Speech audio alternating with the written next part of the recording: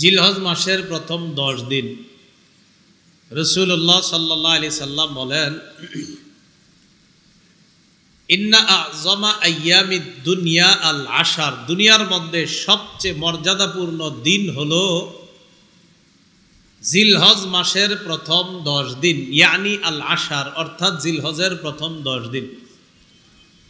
আবু দাউদ শরীফের 1765 নম্বর হাদিসের বর্ণনা, রাসূলুল্লাহ সাল্লাল্লাহু আলাইহি ওয়াসাল্লাম ইরশাদ করেন, আফজলুল আইয়াম, সবচেয়ে মর্যাদাপূর্ণ দিন হলো আল আশার, ইয়ানি আইয়াম আল আশার, জিলহজের প্রথম 10 দিন। এটা আল্লাহর কাছে অনেক সম্মানিত, অনেক মর্যাদার। এইভাবে আসছে বর্ণনাটা। ইন্না, আপনারা এরকম করলে যখন করেন না সবাই একসাথে, তখন ভয় পাবে কিন্তু, ঠিক আছে, পরে আর ঠিক হবে না। তো এমন করলে যদি এরকম করেন একসাথে সবাই, তাহলে যিনি মাইক ঠিক করবে উনি মাথা ঠিক থাকে না যে এখন কি কোন দিকে যাব। তো যাই হোক, ঠিক আছে, বুঝতেছি যে কিছু কথা গুরুত্বপূর্ণ শুনতে থাকলে ডিস্টার্ব হইলে সবারই খারাপ লাগে, আমারও লাগে। তো আমরা যদি একটু সুযোগ দেই, উনি ঠিক করার চেষ্টা করতেছে, ঠিক, আমরা একটু ধৈর্যশীলতার পরিচয় দিব ইনশাআল্লাহ। না হয় দেখবেন ঠিক হবে না কিন্তু। হ্যাঁ, আচ্ছা। রাসূলুল্লাহ সাল্লাল্লাহু আলাইহি সাল্লাম বলেন, ইন্না আফজালাল আইয়াম ইনদাল্লাহি তাবারাকা ওয়া তাআলা আইয়ামুল আশর, আল্লাহর কাছে সবচেয়ে মর্যাদাপূর্ণ দিন হলো জিলহজ মাসের প্রথম 10 দিন। তাহলে কি পাইলাম দেখেন তো, সবচেয়ে সম্মানিত মাস কয়টা? এই 4টার মাঝে সবচেয়ে সম্মানিত কোনটা? জিলহজের প্রথম 10 রাত মর্যাদাপূর্ণ, প্রথম 10 দিন মর্যাদাপূর্ণ। আল্লাহ এই মর্যাদাপূর্ণ রাত দিনগুলা ইবাদতে কাটানোর তৌফিক দান করেন। রাসূলুল্লাহ সাল্লাল্লাহু আলাইহি সাল্লাম হাদিস ইরশাদ করেন, আবু দাউদ শরীফের 2438 নম্বর হাদিস, সহিহ বুখারীর 969 নম্বর হাদিস, তিরমিজির 757 নম্বর হাদিস। এই হাদিসের মধ্যে রাসূলুল্লাহ সাল্লাল্লাহু আলাইহি সাল্লাম ইরশাদ করেন, মা মিন আইয়ামিন আল আমালুস সালিহু ফিহা আহাব্বু ইলাল্লাহি মিন হাদিহিল আইয়াম, ইয়ানি আইয়ামাল আশর। রাসূলুল্লাহ সাল্লাল্লাহু আলাইহি সাল্লাম বলেন, জিলহজ মাসের প্রথম 10 দিন নেক আমল করা, এই 10 দিনের নেক আমল এত গুরুত্বপূর্ণ, এই 10 দিনের নেক আমলের চাইতে অধিক প্রিয় আর কোনো নেক আমল আল্লাহর কাছে নাই। এই 10 দিনে নেক আমল করা এত প্রিয়। তো এই 10 দিনের অনেক মর্যাদা। তো এক সাহাবায়ে কেরামের মধ্য থেকে কয়েকজন সাহাবা বললেন, ওয়ালাল জিহাদু ইয়া রাসূলুল্লাহ, হুজুর জিহাদও কি এটার চেয়ে মর্যাদাপূর্ণ না? ফাকালা রাসূলুল্লাহ সাল্লাল্লাহু আলাইহি ওয়াসাল্লাম, ওয়ালাল জিহাদু ফি সাবিলিল্লাহ, আল্লাহর রাস্তায় জিহাদ করাও এটার চেয়ে মর্যাদাপূর্ণ না। হ্যাঁ, কি বললেন? আল্লাহর রাস্তায় জিহাদ করাও মর্যাদাপূর্ণ না। তবে ইল্লা রাজুলুন খরাজা বিনাফসিহি ওয়া মালিহি ফালাম ইয়ারজি' মিন যালিকা বিশাই, তবে যে ব্যক্তি জান মাল নিয়ে জিহাদে বের হয়েছে, বের হওয়ার পর সমস্ত টাকা পয়সা জান মাল সব খরচ করে ফেলছে জিহাদের ময়দানে, কিছুই নিয়ে আসতে পারে নাই, শুধু খরচ করছে আর দিছে, এই মুজাহিদের চেয়ে আবার এটা দামি না? হ্যাঁ, এই মুজাহিদ আবার এটার চেয়ে আরো বেশি দামি। যে মুজাহিদ জান মাল নিয়ে গেছে, সব শেষ করছে, কিছুই আনতে পারে নাই, রাসূল বলেন সে আবার দামি। হ্যাঁ, জিহাদের চেয়ে এই ইবাদত দামি। নবী বলেন আবার, হ্যাঁ মনে রাখবা, জিহাদের ময়দানে ওই মুজাহিদ যে জান মাল নিয়ে গেছে, যাওয়ার পর কিছু নিয়ে আসতে পারে নাই, সে কিন্তু আবার এদের চেয়ে, যারা এই আমলগুলা করবে, এদের চেয়েও দামি। জিলহজের প্রথম 10 দিন অন্যান্য ইবাদত তো বাড়ায়া করবেন, এর মধ্যে 3টা ইবাদত করার চেষ্টা করব যখন হাঁটবো চলবো তখন। বলেন আমার সাথে, লা ইলাহা ইল্লাল্লাহ, পড়েন তো, আল্লাহু আকবার, আলহামদুলিল্লাহ। মুসনাদ আহমদ হাদিসের কিতাব 5446 নম্বর হাদিস, রাসূলুল্লাহ সাল্লাল্লাহু আলাইহি সাল্লাম বলেন, আকসিরু ফিহিন্না মিনাত তাহলিলি ওয়াত তাকবীরি ওয়াত তাহমিদি, তোমরা জিলহজের এই 10 দিন রাতে বেশি বেশি লা ইলাহা ইল্লাল্লাহ পাঠ করবা, আল্লাহু আকবার পাঠ করবে, আর আলহামদুলিল্লাহ বেশি বেশি পড়বা। জিলহজ মাসের এই 10 দিনের মধ্যে একটা হবে 9 জিলহজ। বলেন, একটা হবে কি? 9 জিলহজ, ইয়াউম আরাফা। এই 9 জিলহজে আমরা সিয়াম পালন করার চেষ্টা করব, এটা একটা বিষয়। আরেকটা বিষয় হলো জিলহজের প্রথম থেকে টানা 9টা রোজা রাখা। কয়টা রোজা রাখা?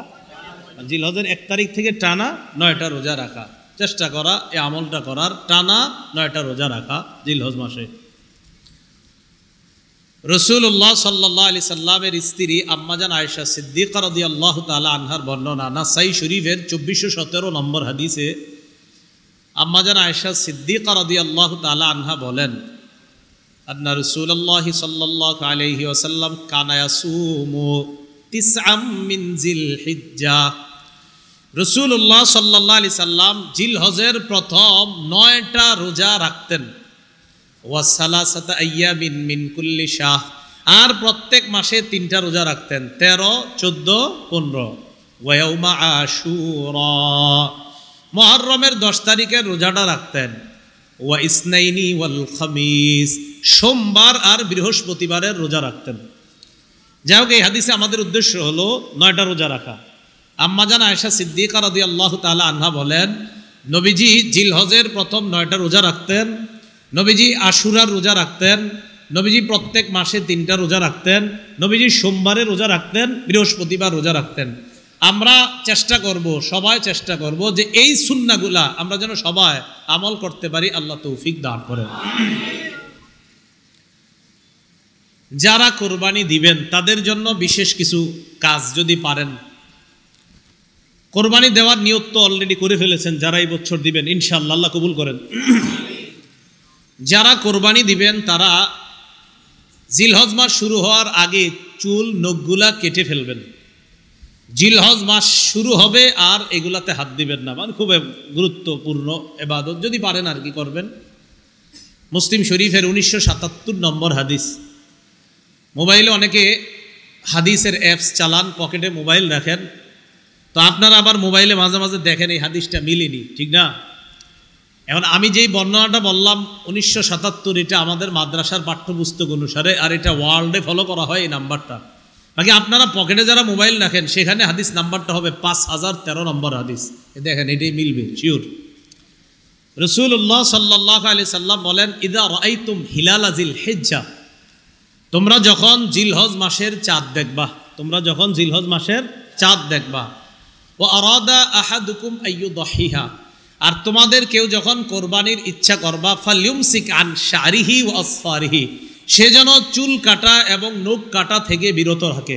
মনে থাকবে নি? চুল কাটা আর নখ কাটা থেকে বিরত থাকে। দেখেন আমরা যুক্তি খুঁজবো না সব জায়গায়, হুজুর এটার কি ফায়দা, চুল কাটবো না, নখ কাটবো না 9 দিন, আমার রাসূল বলছে, বাস এটাই ফায়দা। এত যুক্তি খোঁজার কি দরকার? রাসূলুল্লাহ সাল্লাল্লাহু আলাইহি সাল্লাম বলছেন চুল কাটা নখ কাটা থেকে তোমরা বিরত থাকবা, ইনশাআল্লাহ আমরা আমল করব। এবার আসি 9 জিলহজ, ইয়াউম আরাফা। ইয়াউম আরাফা, আরাফার দিবস দ্বারা উদ্দেশ্য 9 জিলহজ। বলেন, আরাফার দিবস দ্বারা উদ্দেশ্য 9 জিলহজ। ইবনুল মুনজির, ইবনে তাইমিয়া, বিন বাজ, ইবনে উসাইমিন রাহিমাহুমুল্লাহ সবাই এই ব্যাপারে একমত, ইয়াউম আরাফা দ্বারা উদ্দেশ্য 9 জিলহজ।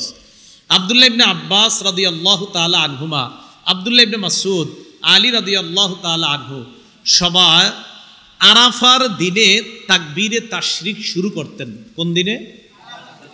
আরাফার দিনে। কানা ইবনে আব্বাস রাদিয়াল্লাহু তাআলা আনহুমা ইউকাব্বিরু উকাইবা কুল্লি সালাতিন ইয়াউমা আরাফাতা মিন সালাতিল গাদাতি। আব্দুল্লাহ ইবনে আব্বাস আরাফার দিন ফজরের নামাজের পর থেকে আল্লাহু আকবার, আল্লাহু আকবার, লা ইলাহা ইল্লাল্লাহু, আল্লাহু আকবার ওয়ালিল্লাহিল হামদ, তাকবীরে তাশরিক শুরু করতেন। তো এই যে আপনার আব্দুল্লাহ ইবনে আব্বাস তাকবীরে তাশরিকটা বলতেন কবে? আরাফার দিন। এটা বইলা তিনি শেষ করতেন 13 তারিখ আসরের নামাজের পর। এখন বলেন জিলহজের 13ই জিলহজ, বলেন সবাই 13ই, বলেন তো সবাই 13ই। তো 13ই জিলহজ যদি শেষ করেন আর শুরু করেন যদি আরাফার দিনে, তো আরাফার দিন কয় জিলহজ হবে? কারণ তাকবীরে তাশরিক শুরু করতে হয় কয় জিলহজ? ফজর থেকে 9 জিলহজ। বলেন কয় তারিখ? ফজর থেকে 9 তারিখ। এখন কেউ যদি বলেন হুজুর আমি ইয়াউমে আরাফা থেকে শুরু করব, মানে আরাফার দিন থেকে, তো আরাফার দিন সৌদি আরব যেদিন হবে সেদিন আমাদের দেশে হবে 8 তারিখ। কয় তারিখ? 8 তারিখ। এখন 8 তারিখে যদি শুরু করেন তা আপনার তো তাকবীরে তাশরিক হয়ে যাবে আপনার আরো 5 ওয়াক্ত বারণ নামাজ। এমনি কয় ওয়াক্ত হয়? 4 5 20 আর 3 কত হয়? 23 ওয়াক্ত। 9 10 11 12 এই 4 দিনে 4 5 20, 4 5 20। 13 তারিখ ফজর জোহর আসর, তো 20 আর 23 3 কত হয়? এখন যদি 23 ওয়াক্ত নামাজে আপনি তাকবীরে তাশরিক পড়বেন, এখন যদি আপনি ইয়াউমা আরাফা থেকে শুরু করেন মানে 8ই জিলহজ থেকে শুরু করেন, তো আরো 5 ওয়াক্ত বাড়াইলে কত হয়? 28 ওয়াক্ত। কিন্তু 28 ওয়াক্ত তো তাকবীরে তাশরিক না। আবার আরেকটা, আপনি যদি আরাফার দিন ওদের সাথে মিলায় বলেন আমি ইয়াউমে আরাফা এটাই মানি, তাহলে পরের দিন আমাদের দেশে হয় 9 জিলহজ, তাদের দেশে হয় 10 জিলহজ, তো পরের দিন কোরবানি করেন। এই জন্য মনে রাখবেন এটা একটা মীমাংসিত কথা, আরাফার দিন দ্বারা উদ্দেশ্য 9 জিলহজ। বলেন আরাফার দিন দ্বারা উদ্দেশ্য 9 জিলহজ। হ্যাঁ, 9 জিলহজ উদ্দেশ্য। অসংখ্য অগণিত হাদিস আপনি আকপিস করলে এটাই বোঝা যায় যে 9 জিলহজ এটাই উদ্দেশ্য। ইয়াউমে আরাফা এটা শুধুমাত্র একটা পরিভাষা, একটা নাম, যে আরাফার দিন। আরাফার দিন দ্বারা উদ্দেশ্য 9 জিলহজ, এটাই একটা মীমাংসিত মাসালা।